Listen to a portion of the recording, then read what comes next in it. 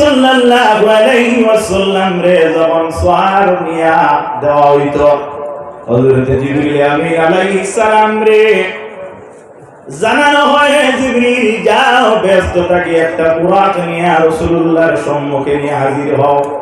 আল্লাহ রাব্বুল আলামিন বেহেশতের মধ্যে অসংখ্য বুরাক ফল তৈরি করিয়া রাখছেন।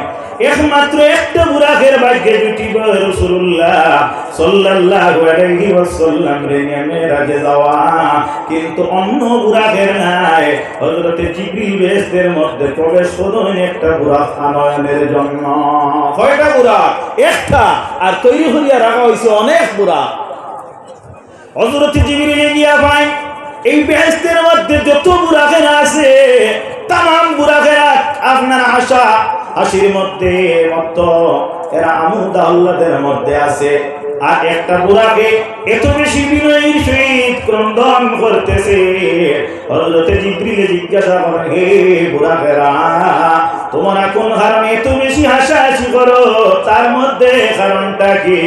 বুরাক উত্তর দে, আল্লাহর ফেরেশতা আল্লাহ রাব্বুল আলামিন আমরারে তৈরি করছেন একমাত্র আখেরি জমানার নবী সৈয়দুল মুরসালিন ইমামুল আম্বিয়া শাফিউল মুজনিবিন সত্যের দিশারি মুহাম্মদুর রাসূলুল্লাহ সাল্লাল্লাহু আলাইহি ওয়াসাল্লামকে আমাদের পিঠে তুলিয়া আল্লাহ রাব্বুল আলামিন মেরাজের মধ্যে ঘোরাইয়া দিবা।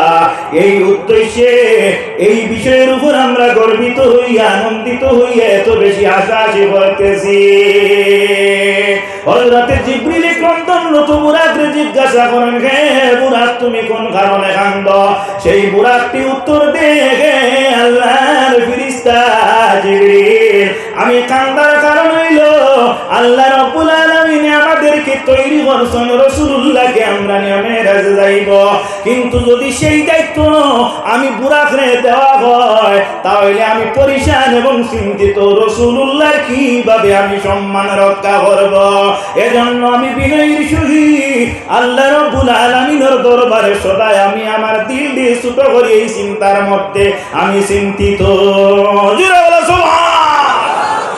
এই সময় হযরত জিবরিল আমিন আলাইহিস সালামে অসংখ্য বুরাকদের মধ্য থেকে যে বুরাকটি নিয়ে রাসূলুল্লাহর খেদমতে হাজির হলেন, সেই বুরাকটি হলো সেই কন্দনরত বুরাক।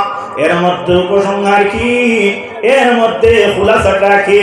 আল্লাহ রাব্বুল আলামিনের ফরমান হইল, ওয়ালিয়াদহাকু কালিলান ওয়ালিয়াবকু কাসীরা।